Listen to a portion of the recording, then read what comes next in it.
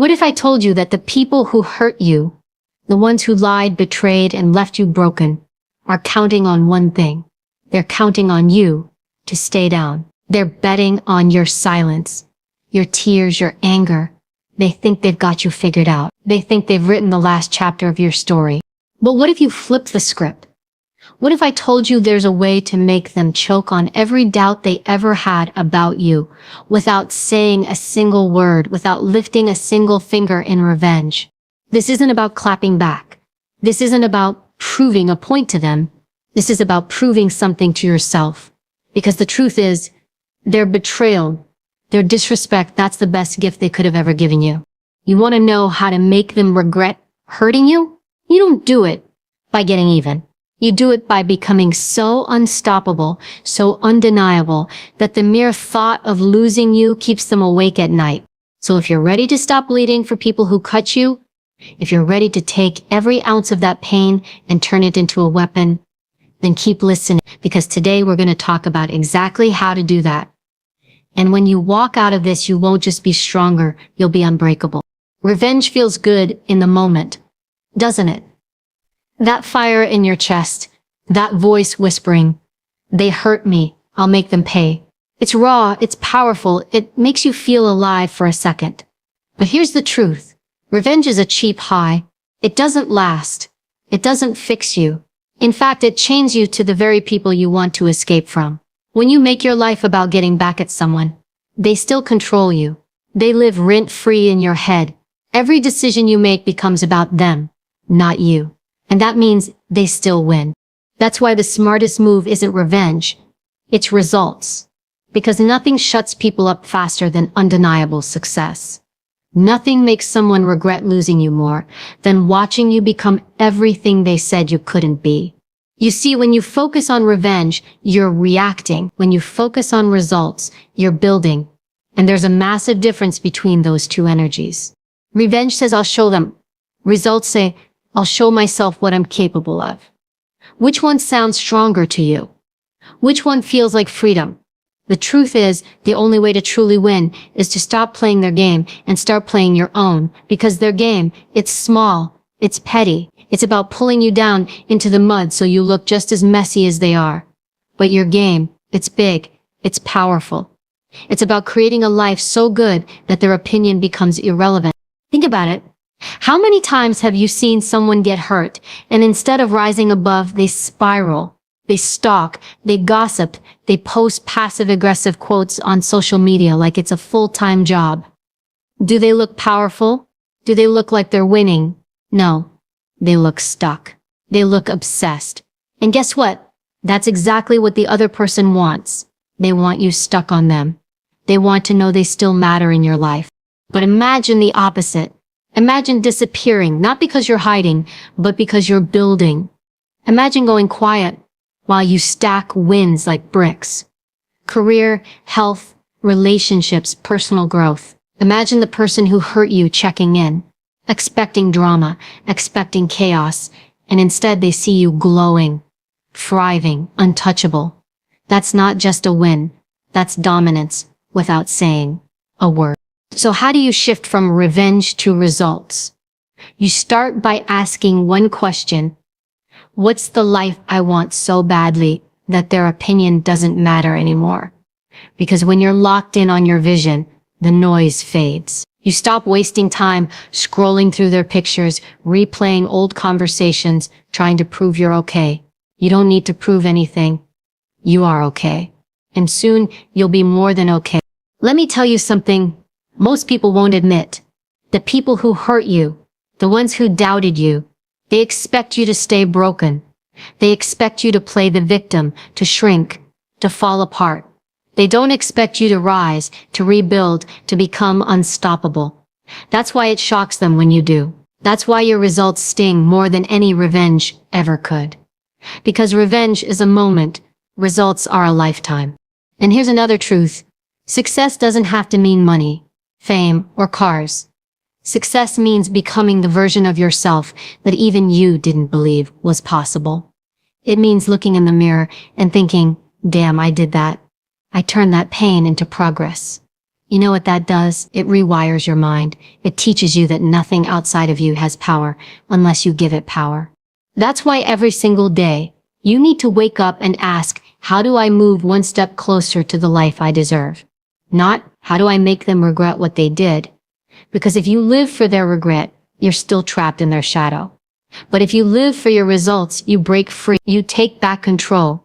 You stop being the person who was hurt and start being the person who overcame. Here's the secret no one tells you. When you build yourself, when you win at your own life, their regret becomes automatic. You won't need to post about it. You won't need to rub it in. Your existence will do that for you.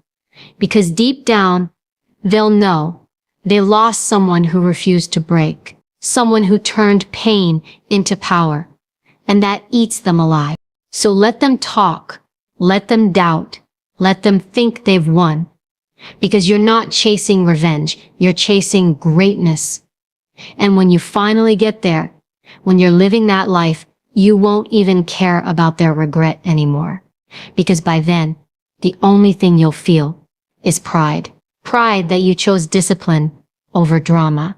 Pride that you turned hurt into hustle.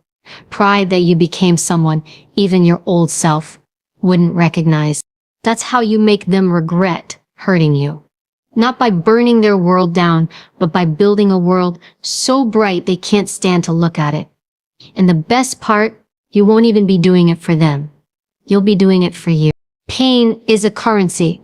It's the most expensive thing you'll ever own because you paid for it with pieces of yourself, your trust, your love, your time, your peace. And once you've paid that price, you have two choices. You can throw it away and stay broke, or you can invest it and turn it into something that pays you back for the rest of your life. Here's the truth no one wants to hear. Pain is inevitable. People will hurt you. Life will blindside you. There will be days when it feels like the ground has been ripped out from under your feet. You'll question everything. Your worth, your strength, your future. That's normal. But staying there, that's a choice. That's where most people lose. They let pain define them instead of refine them. They let pain become a prison instead of a passport. But the strongest people you'll ever meet, the ones you admire, the ones who inspire you, they all share one thing in common. They didn't let pain break them. They let it build them. They took every betrayal, every heartbreak, every failure, and they said, this will not end me. This will elevate me. That's the mindset shift that changes everything. Pain is not punishment. Pain is preparation. It's shaping you for something bigger than what you had before. Think about it. Every time you've been hurt, every time you've been disappointed, what happened? You learned. You adapted. You discovered strength you didn't know you had. You learned who's real and who's fake. You learned what you will and will not tolerate. That's power. But you only get that power if you decide to use it. The problem is, most people don't. They sit in their pain like it's a permanent home. They keep reliving the story, repeating the wound, telling everyone how much they've been wronged. And every time they do that, they make the pain bigger. They make it heavier. They keep it alive. That's why years go by and nothing changes, because they never transformed it. So how do you turn pain into power? You start by owning it. Stop pretending you're fine when you're not. Stop running from it. Face it. Sit with it. Feel it fully. But don't unpack and live there. Pain is a visitor, not a roommate. Let it teach you what it came to teach you. Then put it to work. You put it to work by using it as fuel. You use it when you train your body, when you study late at night, when you build that business, when you push through that fear. Because here's what pain really is. Energy. And energy cannot be destroyed. It can only be transferred. So you take the energy of what broke you and you transfer it into something that builds you. Every time you feel that anger, that sadness, that betrayal, you say, good, more fuel for me. That's how you rise. But let me warn you, turning pain into power is not easy. It requires discipline because your mind will want to pull you back into the story of what happened, who did what, why it was unfair. And every time you go back there, you lose momentum. So you need to catch yourself and redirect. Replace the question, why did this happen to me, with what can I do with this? That one shift takes you from victim to victor. Think about the gym for a second. How do muscles grow? They grow through stress and resistance. You tear them down and then they rebuild stronger. That's exactly what pain does. It tears you down so you can rebuild stronger. But only if you let the process happen. If you resist it, if you try to numb it, you stay weak. If you embrace it and use it, you become a force. And let's be real, your greatest breakthroughs will not come from comfort. They will come from discomfort. They will come from the moments when you thought you were finished but you kept going anyway. You think strong people are born? No.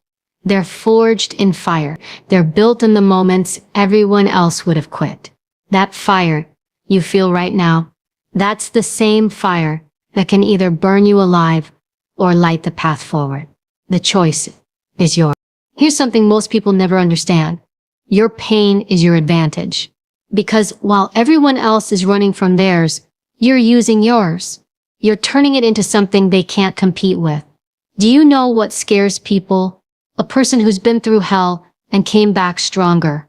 A person who's not afraid to feel, not afraid to fight, not afraid to fail, because they've already survived the worst.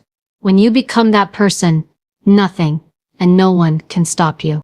So the next time you feel that pain, don't curse it, thank it, because it's giving you the drive that comfort never will.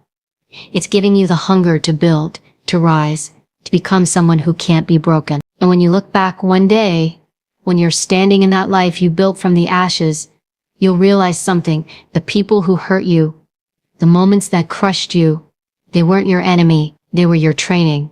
They were your power source. So stop asking for the pain to go away. Start asking for the strength to use it. Because when you do that, you become unstoppable. And the people who tried to destroy you, they won't even recognize the person you've become.